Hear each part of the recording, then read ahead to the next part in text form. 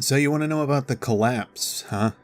You really want to know how we went from a thriving civilization to what we are now, clawing at the bits of scrap that we can? Boy, you know how to ask for the depressing topics, don't you?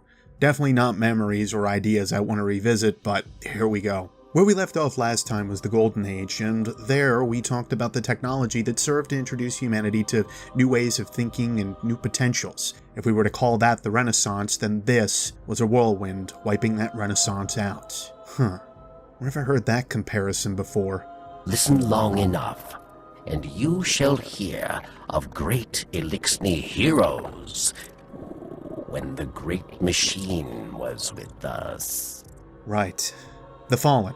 Varix talks about the whirlwind ripping his people into different sects and castes, breeding the ideas of control for the limited resources they had left to live by after the darkness had ripped apart their homeworld. The thought is Oryx, yes, the self-same Taken King we fought not long ago, was to blame for the Fallen turning to these ways, succumbing to the effects of their own collapse. Really, this seems like a pretty typical event to have happened with the Traveler. Thanks to the records that Oryx left us through calcified fragments in the Books of Sorrow, we now know that Oryx went from place to place, ending civilizations that were touched by and influenced by the light of the Traveler. This certainly seems like the end goal of Oryx and his ilk, along with, perhaps, anyone else that serves the darkness, to wipe out the light at all costs, no matter what that might mean for those they destroy. We are no different, and certainly weren't spared any grace or mercy in that regard. Save for one. The Traveler decided to stay and fight with us this time around, sacrificing itself for us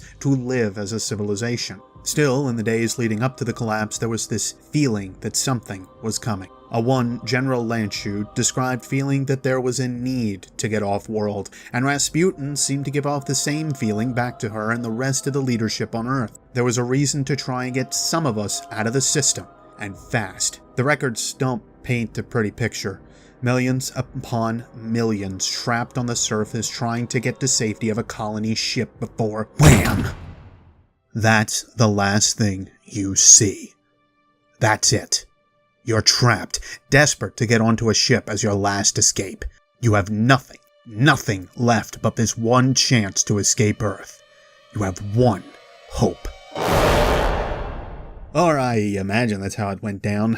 I could just be reading too many hollow novels. One thing's for sure, however, humanity is all but wiped out. Massive colony ships that did manage to get away with those on board find themselves in a bad situation, having to fend off the Vex and the other enemies that seem to harrow us on a constant basis. Earth wasn't an escape, but it was a chance at life. What we don't know is if any of the ships that left the surface of Earth, if any on Mars or Venus or elsewhere, may have gotten out. No one knows how far-reaching we may have gone. Being that we've rarely heard a signal from outside our atmosphere, well, we're holding on to hope at this point. Still, go out to the Cosmodrome and just look over the devastation that was wrought on humanity in the collapse. That's about all you need to see. Remember what you fight for, Guardians. That's what you don't want to see happen again.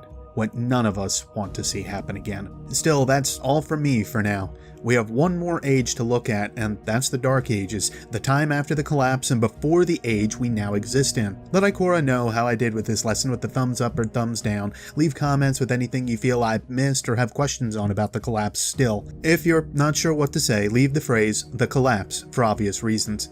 If nothing else, thank you for being here today, class. Train your light, hone your skills, protect the last of humanity, no matter what. I'll see you on the battlefield, Greenhorn.